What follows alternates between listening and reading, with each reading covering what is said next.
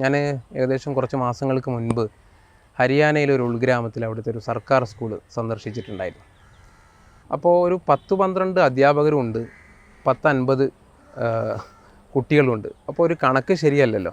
അപ്പം ഞാൻ അവരോട് ചോദിച്ചു, എന്താണ് ഇത്ര കുട്ടികളും ഇത്രയധികം അധ്യാപകരും ഒക്കെ? അപ്പോൾ അവർ പറഞ്ഞു, ഏകദേശം 500-ലേറെ കുട്ടികൾ അഡ്മിഷൻ എടുത്തിട്ടുണ്ട് സ്കൂളിൽ. പക്ഷേ ദിനേന എത്തുന്നത് 50-ൽ താഴെ മാത്രം കുട്ടികളാണ്.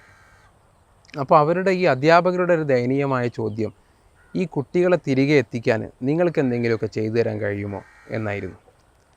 അപ്പോൾ അധ്യാപകരുടെ അടുത്തുനിന്ന് അപരിചിതരായ ഞങ്ങളോട് ഇങ്ങനെ ഒരു ദയനീയമായ ചോദ്യം എന്നെ വല്ലാതെ വിഷമിപ്പിച്ചു.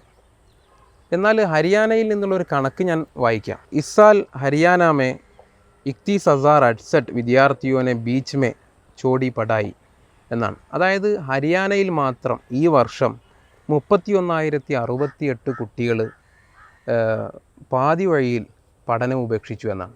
ഒരു വർഷം പരീക്ഷ അറ്റൻഡ് ചെയ്ത് പരാജയപ്പെട്ടവരുടെ കണക്കല്ല, പകരം ഇനി ഞാൻ പഠിക്കുന്നില്ല എന്ന് തീരുമാനിച്ച കുട്ടികൾ ഒരു വർഷത്തേത് മാത്രം 31,068 കുട്ടികളാണ്. അതൊരു കാര്യം എന്ന് പറയുമ്പോൾ ഒരു ഞെട്ടിപ്പിക്കുന്ന കണക്കല്ലേ അത്.